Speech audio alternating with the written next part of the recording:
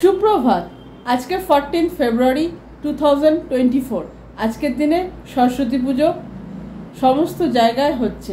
আমরা একটু পরে আমাদের যে নিয়ারেস্ট যে বঙ্গীয় সমিতি আছে কালকাজি এক্সটেনশন, সেখানকার পুজো মণ্ডপে যাব, অঞ্জলি দেব এবং ভোগ গ্রহণ করব। এবং তার সাথে সাথে আজকে 14 ফেব্রুয়ারি ভ্যালেন্টাইন্স ডে, তাই সকলকে জানাই প্রেম দিবসের অনেক শুভেচ্ছা। আর আমার ব্লগটা আজকে আমি এখান থেকে শুরু করে দিলাম। এখন যাচ্ছি মিষ্টির দোকানে ঠাকুরের জন্য প্রসাদ আনতে।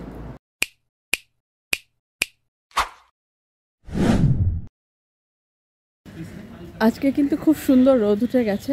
সাধারণত বলা হয় বসন্ত পঞ্চমীর পর থেকেই বসন্তের আগমন শুরু হয়, তাই শীতের প্রকোপটা বেরিয়ে দিল্লিতে আজকে ঝকঝকে রোদের দেখা দিচ্ছে। শুরু হয়ে যাবে পাতা ঝরার দিন। শীতকাল তাহলে এবার হয়তো বিদায় নিল এবছরের মতো। আমি এখন নিয়ারেস্ট মিষ্টির দোকানে এসেছি পুজোর প্রসাদ নিতে। মিষ্টি টিষ্টি নিয়ে আমি চলে এসেছি। এবার বাড়ি যাব, ফটাফট স্নান করবো। দুদিন ধরে দিল্লিতে আবার ঠান্ডাটাও পড়েছে। আমার জ্যাকেটটা দেখে নিশ্চয়ই আন্দাজ করতে পারছেন। তো রোদ ওঠাতে হয়তো আজ থেকে একটু একটু করে কম পড়া বা গরমটা একটু বাড়ার সম্ভাবনা দেখাচ্ছে, মানে যেটা ওয়েদার ফোরকাস্ট থাকে সেখানেই বলছে। যাকে এখন বাজে 9:45, ফটাফট যাব, স্নান করবো, তারপরে মণ্ডপে যাব। আমি যখন মণ্ডপে আসলাম তখনও সরস্বতী পুজোর গোছগাছ শুরু হয়নি। আমরা বসে বেলপাতা আর দুব্বাটা পরিষ্কার করে দিলাম, আর ঠাকুরমশাই তখন সমস্ত গোছানো শুরু করেছে। এদিকে আমার প্রচণ্ড সর্দি লেগেছে। আমি একটু মণ্ডপ থেকে বাড়ি এসেছি আমার মেয়ের একটু বই পেন নিতে, কারণ ওর তো পরীক্ষা চলছে। আর যে সুভিনির, যেটা আমাদের কালকাজি এক্সটেনশন পূজা কমিটির পক্ষ থেকে প্রতি বছর প্রকাশিত করা হয়, সেটা হাতে দিল, সেটাও রাখতে এসেছি। এই হচ্ছে আমাদের পূজা কমিটির সুভিনির এই বছরের। বাড়িতে এসেছি তুলসী গাছের পাতা নিতে। অ্যাকচুয়ালি অল্প একটু তুলসী পাতা পাওয়া গেল, এটা নিয়ে এখন আমি আবার মণ্ডপের দিকে যাচ্ছি।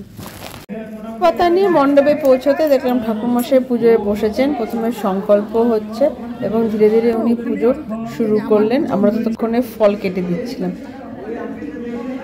এবার শুরু হবে অঞ্জলি।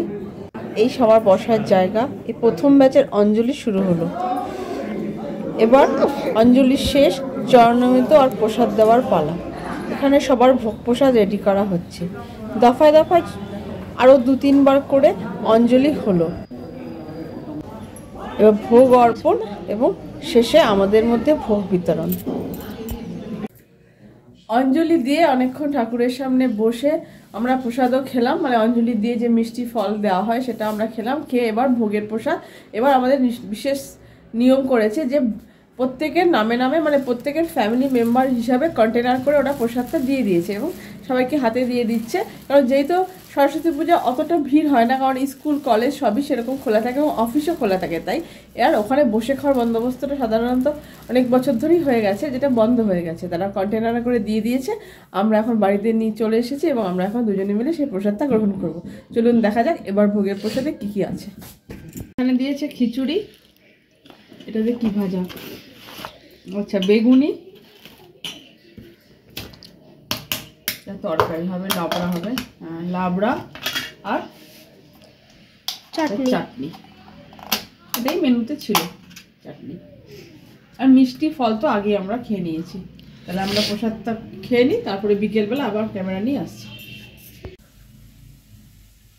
আবার এখন সন্ধ্যা ঠিক না, এখন বাজে প্রায় 8টা নাগাদ। আমাদের অবস্থা খুবই খারাপ। সকালে তো দেখলেন না, বন্ধ করে সরস্বতী পুজোর অঞ্জলি দিচ্ছিলাম, তারপরে কোনো রকমে বাড়ি এসেছি। আর যেহেতু আজকে পূজা মণ্ডপ থেকে আমাদের খিচুড়ি, লাবড়া, চাটনি দিয়েছিল, তো সেটা দিয়ে আমাদের দুপুরের খাবার খাওয়া হয়ে গেছে। মানে ভোগটাই আজকে আমরা দুপুরে খেয়ে নিয়েছি। এখন আর কথা বলতে পারছি না, মানে নাক দিয়ে সমানে জল পড়ছে।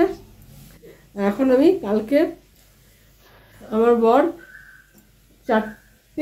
সিঙ্গারা নিয়ে এসছে, যেহেতু আমি সিঙ্গারা খেতে খুব ভালোবাসি। তো এখন আর কিছু করতে ইচ্ছা করছে না, চা খাবো আর তার এই সিঙ্গারাগুলো ভেজে নিচ্ছি। এখান থেকে হয়তো আমি একটা খাবো, আমার মেয়ে খেলেও খেতে পারে, আমার নাও খেতে পারে। হিসাবে যেরকম সিঙ্গারা পেয়েছিলাম, তাই রিটার্ন গিফটটা আমি সেভাবেই দেওয়ার চেষ্টা করেছি। তাই এটা হচ্ছে Valentine's day return gift, red velvet pastry, যেটা আমার ডিয়ারেস্ট হাজব্যান্ডের জন্য।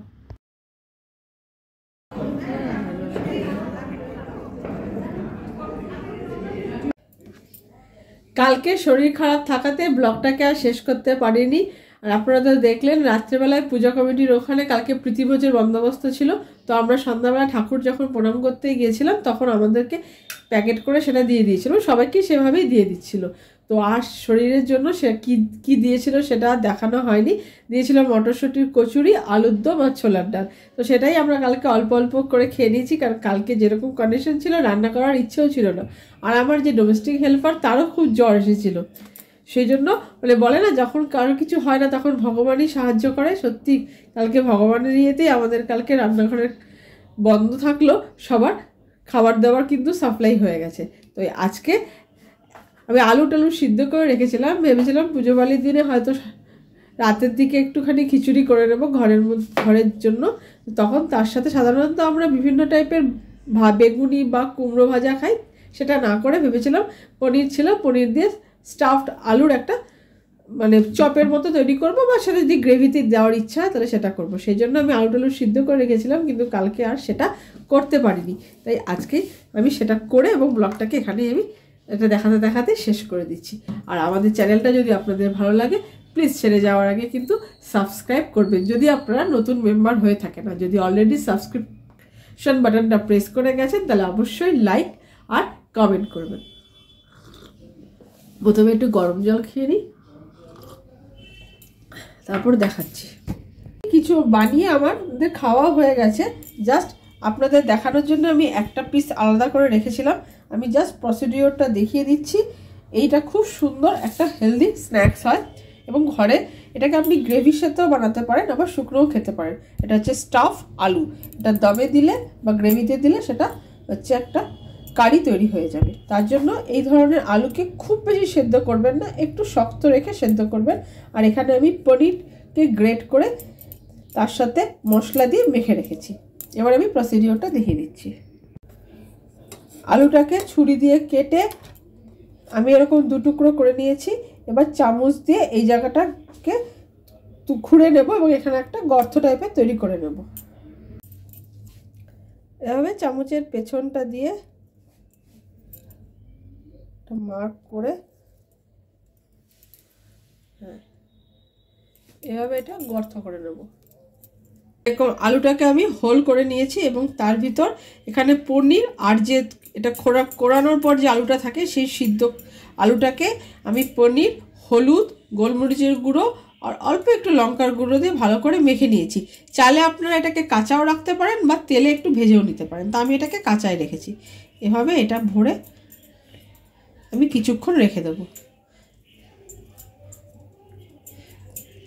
রেখে দেওয়ার পর বেসনের ব্যাটারে বা চালের গুঁড়োর ব্যাটারে এটাকে চুবিয়ে ভেজে নিলেই তৈরি হয়ে যাবে এরকম আলুর চপ।